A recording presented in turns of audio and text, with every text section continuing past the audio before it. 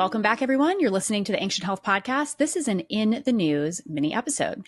And today we're talking about aspartame. So this is really relevant to the scene right now because the World Health Organization has come out as of July 14th, 2023, that they have linked now aspartame, which we know has been in question for some time. And if you follow any general health guidelines, you would know that this is something you want to steer clear of at all costs. However, we haven't had large organizations come out and claim that this is a pose to human health.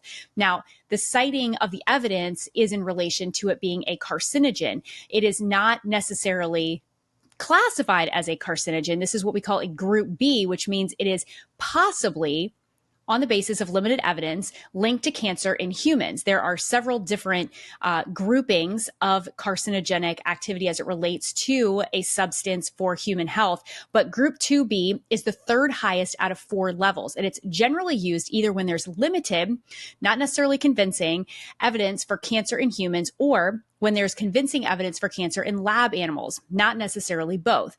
So what does this mean for you?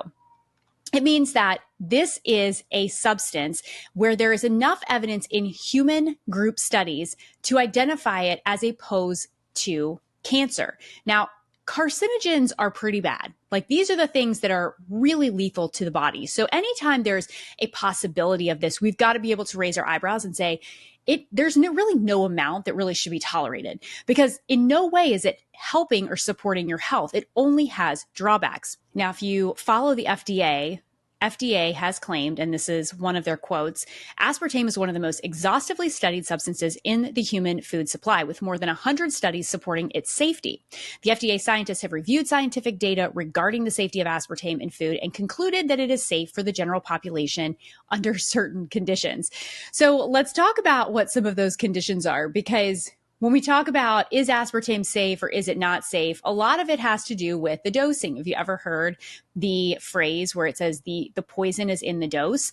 And that's really what they're measuring, is a tolerable amount to human health. Now, as your friend, I would tell you, and as somebody that is always seeking to be educated in natural health, I would never recommend aspartame as a part of any diet. However, these organizations are going to say, hey, it's totally acceptable up to a certain threshold. Then that's really when it poses the risk. So let's look at what they actually say the guidelines are. So the FDA has set the ADI for aspartame at 50 milligrams per kilogram. 1 kilogram is about 2.2 pounds of body weight. So if you need the conversion, that is your conversion. So to put these levels into perspective, the FDA estimates that a person weighing about 132 pounds would have to consume about 75 packets of aspartame in a day to reach the upper end of that 50 milligrams per kilogram a day. I mean, that's a lot. Now, if we also want to put this in perspective, when we talk about cans of soda, a person weighing about 154 pounds would have to consume at least 9 to 14 cans of diet soda per day. Now, you're going to hear a lot of people, and there's been several outspoken personalities in the health arena that have said, hey, this is nothing new. I don't know why we're all up in arms about it. Aspartame is terrible, and, nobody's consuming 14 cans a day, which they're probably right. I mean, if you're consuming 14 cans a day, I mean, congratulations for being alive, because I just don't know how your gut handles that. Now, I'm not trying to knock anybody that's maybe drinking, copious amounts of Diet Coke every single day, but that's a lot. I mean, 14 cans, that's a sprint. You got to be getting up every day and really putting out some effort to get that done. So the point in saying that is that, what do we take away from this? And there are 2 things that I want to point out. One is the history of aspartame, because I think it's significant when we start to look at things like the World Health Organization, the FDA, and other organizations that regulate our food supply and how they respond to things. Now, we're not going to get into a political rabbit trail about these different organizations, but if you know the history of aspartame, you are going to raise questions across the board. And so that's one thing that I want to point out. The other thing is too, that what's not being looked at is the effect of these non-caloric sweeteners on your microbiome. Now, all of these studies are linking to cancer, specifically a liver specific cancer. So that's one area, right? Okay, great. This is something that's bad. It's burdening the liver. It's potentially causing cancer. But what else is it doing? It's actually affecting your microbes. And we're going to talk about what the ramifications are for consuming these products. The other thing you've got to realize is that these non-caloric sweeteners, specifically aspartame, are found in over 6,000 food products. that is a lot of food products. We're talking about puddings and chewing gum, diet sodas, a lot of sugary processed foods. And what we'll see are these specific foods are being targeted as diet products. So a lot of people that have blood sugar dysregulation and metabolic issues are opting for these products because they don't have the added sugar to them. They're non-caloric sweeteners. So the calorie content is lower. The sugar response is different. And people think, hey, this is a superior product. I'm getting the same thing that I want, but without all the sugar. But we got to hold your horses here because, like I said, there is a huge component of you processing food in your gut. These non-caloric sweeteners don't get absorbed and used the same way that a natural sweetener does. But it does actually come in contact with all of your microbes, all the way down into your lower intestine, colon, and that is going to affect your immune system. It affects everything in your body. And if we don't acknowledge that, then we're missing something really big, a huge piece to the puzzle, which has a lot to do with your health. And maybe it doesn't manifest in cancer, but it may have major ramifications for your metabolic health. And ultimately, all of these other systems that are connected to your gut, the gut is the cornerstone piece. So let's take a look and unpack these. All right, so let's first look at where aspartame came from. Just a quick run through history of how it even got into our food supply to begin with. I mean, how in the world did we end up with aspartame? And why is it just now, decades later, we're recognizing that this is a problem? So by 1976, there was a company called G.D. Searles Company. Now, he campaigned to have the approval of aspartame brought to market, but there was a lot of controversy about it, specifically with the studies and the laboratory practices that supported the production of it. So it raised a lot of red flags from the FDA right from the start. March 5th, 1973, one of the first FDA scientists to review aspartame said that the information provided by Searles is inadequate to permit the evaluation of potential toxicity to aspartame. So the FDA had a little bit of some hesitation right from the beginning, and this is in the early 70s. So now the FDA report prompted a grand jury investigation led by a U.S. attorney named Sam Skinner. Now, 6 months later, Skinner resigned from the U.S. Attorney's office and took a position at Searles' law firm. Okay, little bit of conflict of interest, right? By 1977, Searle had hired former Illinois Congressman and former Secretary of Defense Donald Rumsfeld as its CEO. Okay, see all the pieces coming together? This is crazy, right? By December of that year, 1977, the statute of limitations had run out on the grand jury investigation, and the charges against Searle were dropped by the U.S. Attorney's Office. So opposition to aspartame was there from the very beginning, but it was being increasingly supported by these independent scientific studies that were kind of bolstering its case. And now having Rumsfeld in a political position, he was able to muscle it through and get it approved. So on July 15th, 1981, in one of his first official acts of FDA commissioner under Ronald Reagan, Dr. Arthur Hayes approved aspartame for dry goods. This is the first time we start to see aspartame showing up. Wasn't long after that Europe began to approve it. And then after that, we found liquid forms. Now, you saw big companies like Coca-Cola and Pepsi jump all over this because this is really the time when diet culture, right? Talk about sugar and fat and foods were so demonized. People are gaining weight because they're eating all these processed foods and they're looking for ways to reduce their caloric load. People want to eat the same thing, but they want to have a specific look and achieve a certain body type. And you can't eat crap and look really good. So there's aspartame, right? Aspartame is the silver bullet. Everybody thinks, hey, I can enjoy all my sugary foods. I can enjoy my Coca-Cola. And just like that, aspartame now becomes the hero. Now, a couple of people came on the scene and really kind of brought forth some of the problems with aspartame right out of the gate. There was a woman named Betty Martini.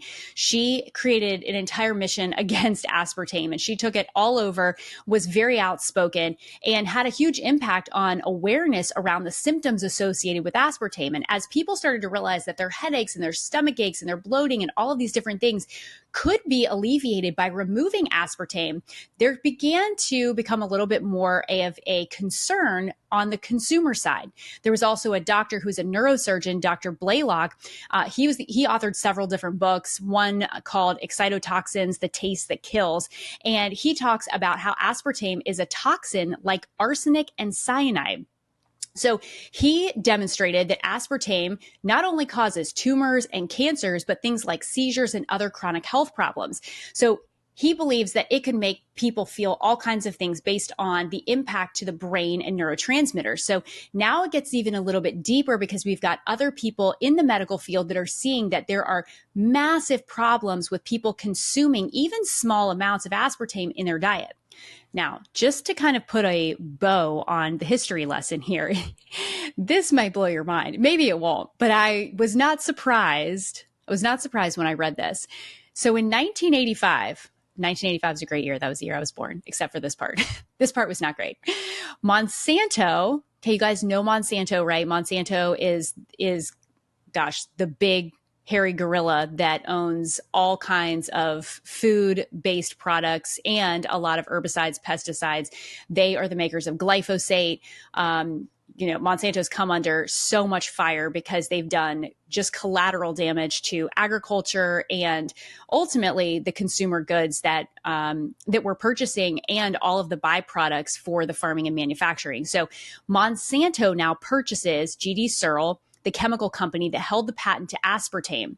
So the active ingredient is NutraSweet. Monsanto now has no problem with aspartame. They now own all of it and all of the rights and can push it through any of their channels with all of the different foods that they're associated with. Now, I want to rewind really quick because I want to break down what aspartame is. It's basically made up of three components: aspartic acid, phenylalanine, and methyl ester. Now, methyl ester gets broken down into methanol, which is basically a wood alcohol. It's the simplest form of alcohol. It's kind of a light, volatile, colorless, flammable liquid, right? It sounds like gasoline, right? And you wouldn't be wrong for thinking that because it's also used for the production of biodiesel. Yes, like the biodiesel fuel that you put in a car. It's crazy, right? But unlike ethanol, which you may be familiar with, which is actually okay, ethanol is actually tolerated by humans, methanol is highly toxic and completely unfit for human consumption. So if methyl ester, which makes up about 10% of aspartame, is then converted to methanol, listen to this. It is further broken down into formaldehyde. Formaldehyde is the stuff you use to embalm things. It's the stuff that you put dead things in. And formaldehyde, we know, is absolutely lethal to the body and to our cells. Okay, so now put these pieces together. The correlation of carcinogens in cancer to aspartame was based off of studies that pointed to liver cancer. This would make complete sense because if you have the derivative of formaldehyde from a part of aspartame, a component that makes up aspartame, it would make sense that the organ responsible for detoxification is going to run into a lot of problems with this toxic compound it can't get rid of. It can't get rid of formaldehyde. Formaldehyde comes in and it just is destructive. So this is all making sense. Now, nobody else will say this, and you're not going to find the World Health Organization, even though they got all these brilliant people supposedly, they're not going to put this together for you. But what I hope this is doing is painting a picture of not only the history of some of our food, which is very concerning. And I know many of you already look at everything with a lens of scrutiny, which is great. I mean, it kind of stinks that this is the world. This is what we have to do. We have to go to the grocery store and assume everything is bad unless you convince me that it's good and it's something that's a whole food. But this is why a whole foods diet is so necessary, because who wants to have to work through all of these processed foods and try and figure out, weeding out which ones are acceptable and which ones aren't? Stick to whole foods is bottom line. That's just going to make your life easier. Now, I want to pivot for a moment and talk about the microbiome. I mentioned this a little bit earlier, but let's get a little bit more specific about the influence of non-caloric sweeteners on your microbiome. Now, you'll find all kinds of sweeteners, right? There are things like monk fruit and stevia. There's all kinds of these derivatives that actually are very, very sweet, hyper palatable, but they do alter the microbiome in some way. Now, when we're talking specifically about aspartame, you've got to understand that it is bacteriostatic, which means that it will actually sterilize specific strains of bacteria in your gut. The two that we know that it influences are lacto and bifidose strains. This is really important because those strains of bacteria are responsible for producing the neurotransmitters GABA and serotonin in your gut. And if you know about neurotransmitters, we actually have another episode we did with Allie Miller on this, and I'll make sure I link it in the show notes, but she goes into this a little bit more in detail. But these neurotransmitters are like the landing gear and the brakes on your stress response system. So these are inhibitory neurotransmitters. They're the ones that are going to slow you down and put the brakes on. So when you start getting too amped up, you need these things as buffers really to your nervous system so that you're not running hot and heavy all the time. Now, you can see how this would be problematic, right? Because if you're drinking and consuming a chemical compound that's killing off the bacteria responsible for making that, it would make sense that we start to see problems with people's brains, that they start to feel anxious and they start to have depression, because you need these neurotransmitters. They're chemical messengers and communicators to your brain to tell you and to direct, honestly, your mood. So this is really critical. And it's important to realize that not just these things that we're putting in, a lot of processed foods, these non-caloric artificial sweeteners, but everything you eat, your food is communication to your body. So you got to think about that. When you go to eat something, it's not just food as calories. It's food is information to your body. So here's what I would challenge you with. If aspartame is not a part of your diet, that's great. I would not suggest incorporating it into your diet. If maybe you're using and relying on a lot of non-caloric sweeteners, even if it's not aspartame, but it's sucralose or it's something else that's similar and in the family, it's replacing an addiction or a craving for sugar, get back to whole foods. So a little honorable mention here on some of the whole food forms of sweeteners, because just like you, I have a little bit of a sweet tooth and I like to have a dessert every now and then. However, I think that it can really bode well for your health if you opt for whole food forms of sweeteners over the non-caloric ones, because they are heavily processed. Even things like erythritol, monk fruit, stevia, if you get so attached to them, and we see this in like the paleo keto communities, people love all these little keto bars and snacks. And if you're in a pinch, those things are great. And listen, I have them downstairs in my pantry too. But the problem is that every time we start relying on those, they're hyper palatable. And so they start to make us crave more food. And when we get further away from our natural baseline of what our body really needs, it's hard to interpret the feedback. So you'll notice this if you start eating, like you have, maybe a weekend, you go away and you're like at a wedding and you're eating cake and drinking champagne. You generally come home and you feel like you're constantly hungry or you're craving salty and you're craving sweet. It's because you've kind of messed up the communication signals in your body. So now you don't really know what you need. Your microbes are telling you, feed us more sugar, feed us more sugar. And that's going to put you in a position where you're going to consume a lot more calories. Your body's going to store a lot more. It's going to mess up your blood sugar. It's going to have impacts across the board metabolically. So the more that you can just stick to natural whole food forms of sugar, the better off you're going to be, hands down. So a couple of my favorites, raw honey, absolutely one of my favorites. So many vitamins and minerals in raw honey. A little bit goes a long way. It is very sweet naturally. So I find that using a little bit in tea or in baked goods actually really hits the mark for a lot of things. Dates are also another great one. Now, if you've never taken like an almond butter or peanut butter and sliced a date open, like take the pit out, put some nut butter in there and then freeze it. I mean, I'm pretty sure when I was pregnant with Marley, I had one or two of those dates, like an frozen almond butter stuffed date every single day.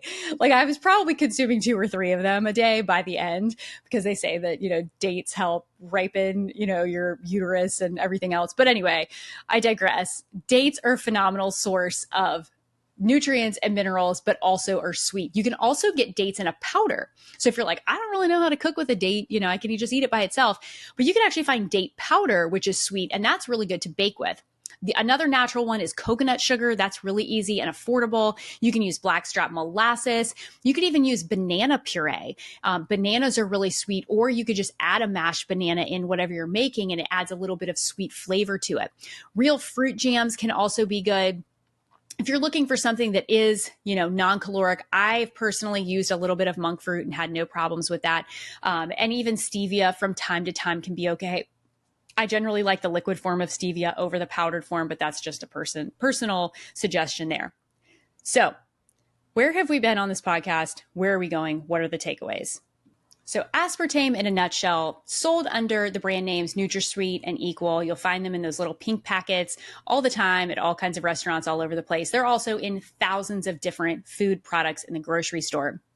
We know that they are acceptable according to the World Health Organization and the FDA, according to certain limits. However, we are seeing increasing studies proving that there is a link to cancer, and it is now grouped as a possible carcinogen. Now, if the World Health Organization is saying that, then you know it's got to be pretty bad, because they're usually way late to the game. Like, we all see the writing on the wall way before they ever acknowledge it. So now they're finally acknowledging it. We should all really know that, our hunches, we hedged our bets and we're pretty right that aspartame should not be in our diet in any capacity. But knowing the methanol and aspartame connection is really interesting too, and how the byproducts of that are so toxic to the body. Also realizing that the people that are the most susceptible are going to be pregnant women and children. You do not want to have this stuff in a child's body or a pregnant woman consuming it, because if you think about it, if it crosses the blood-brain barrier and we've got toxic compounds in the body, what is it doing to the baby's nervous system and brain as it's developing? And now I have looked high and low for all different types of studies on links to autism and brain development and issues with the nervous system and all kinds of things. And you're going to get conflicting information everywhere you turn. But there are case studies where they have actually measured pregnant women.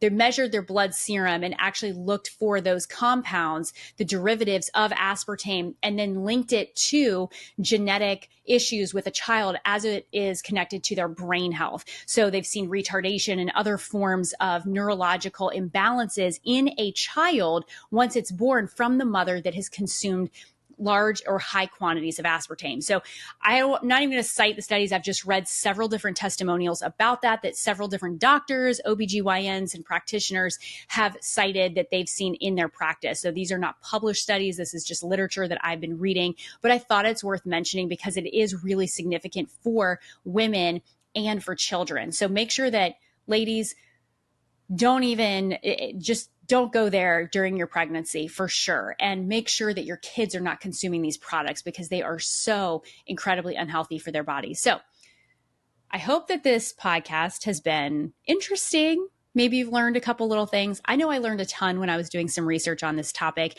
and I thought I knew a lot about aspartame, but there were a lot of things I didn't know. So kind of opened my eyes to the world of non-caloric sweeteners, the influence on the microbiome, and some potential healthier options that you can incorporate in your diet.